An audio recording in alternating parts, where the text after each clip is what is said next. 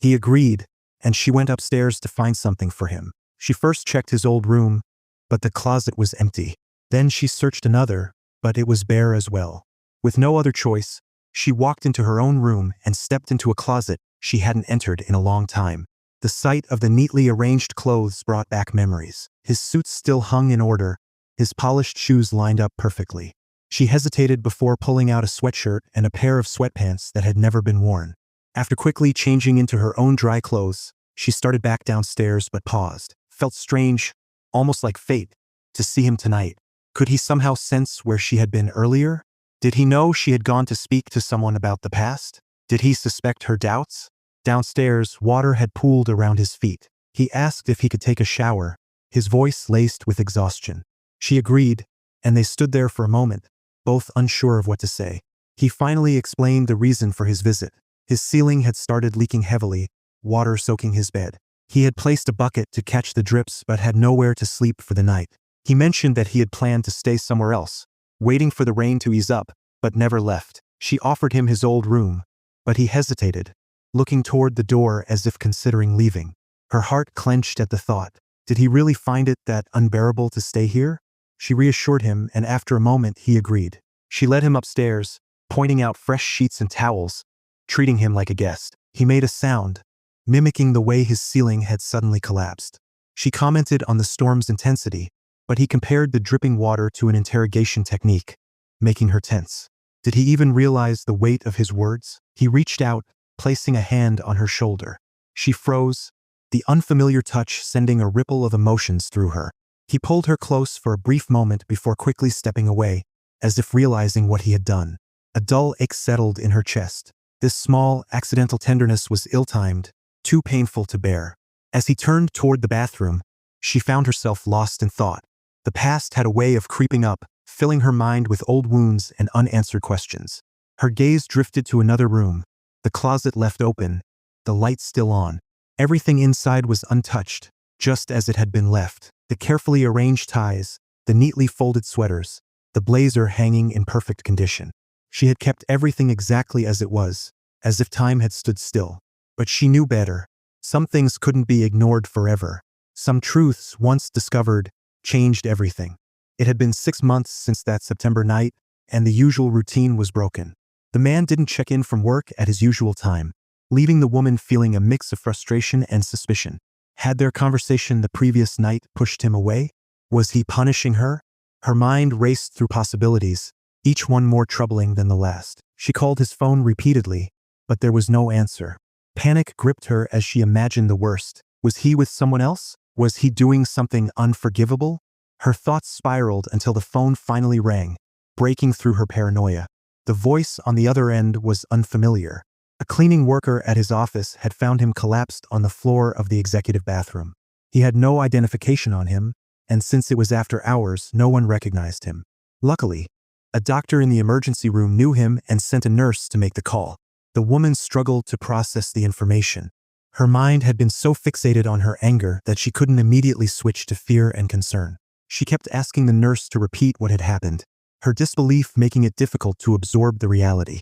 The family rushed to the hospital, where they were forced to wait in the crowded emergency room. The tension was heavy, filled with the sounds of crying infants, exhausted elderly patients, and an unsettling sense of uncertainty. The woman sat among them, her thoughts tangled between worry and resentment. One of the younger men in the family, who seemed detached from the situation, casually asked to borrow her phone to check in with a friend. His indifference enraged her. How could he think about something so trivial when his father lay unconscious? She glared at him in disgust, making her disappointment clear. He noticed but brushed it off with an exasperated comment, and she couldn't bear to sit next to him any longer. Seeking a moment alone, she stormed off to the vending machine area, where she sat in a phone booth, gripping the receiver without dialing. Her frustration had nowhere to go. Eventually, the doctor arrived with an update. The man had suffered a severe aneurysm caused by an artery in his brain bursting. The only way to save him was a delicate procedure that involved threading a catheter through his body to create a clot. It sounded horrifying, but there was no other option. The responsibility of deciding fell on her shoulders. She signed the consent form, barely looking at it, and handed it back before stepping away. Inside the hospital room, she stood over the unconscious man. He looked so small, so vulnerable. But instead of overwhelming sorrow, her mind clung to the past. She couldn't stop thinking about the betrayal that had brought them to this point. Even now, all she wanted was the name of the other woman. The thought disgusted her. She should be crying, holding his hand, fearing for his life. But instead, she was consumed by unresolved anger. She turned and left, needing air. She made her way to the ICU waiting room, where the younger man lay on a hospital-provided bed, casually flipping through a magazine. Seeing him so detached sent her over the edge. She lashed out, criticizing his appearance, his lack of care, and his refusal to take anything seriously. The anger had nowhere else to go, so she directed it at him. Without waiting for a response, she stormed out, taking the stairs down to the main floor. The hospital lobby was a different world. Pregnant women were wheeled through the halls, elderly patients took slow walks with their 4 poles, and visitors arrived with bright bouquets, their smiles filled with hope. It felt surreal, as if her own crisis was invisible to everyone else. She forced a polite smile at a passing family, pretending for a moment that her world wasn't falling apart. Back home, she stood in the hallway, absent-mindedly clutching a small jade sculpture. The storm outside had passed, leaving an eerie silence. In the bathroom, the younger man prepared for a shower, unaware of the storm still raging inside her. A phrase from her grandfather echoed in her mind. "After me, the flood." It was an old saying, one that meant once someone was gone, the mess they left behind was someone else's problem. She let the thought linger before shutting off the hall light and retreating to her room. It was hard not to read between the lines of the gift. It seemed to carry an unspoken message, a silent expectation of what she was supposed to be. Someone refined, someone who belonged to the world Charles admired. A woman who cared about luxurious undergarments, expensive perfumes, and always looking put together, like those at La Marquette. The kind who never had a hair out of place, who knew exactly how to dress for an occasion, who wouldn't feel self-conscious in a swimsuit. Someone like Bronwyn. Was that when things had started to change? When he had given her that gift? And was that what was happening now? Was their relationship slipping away? Lately, she had found herself questioning everything, trying to define what had once been so certain but now felt so unclear. The day was unusually beautiful, prompting Charles to invite her to dinner in the city. The idea filled her with a sudden lightness, a hope that maybe this was a sign of change, a break from the unspoken tensions between them. She took the train, feeling something close to excitement.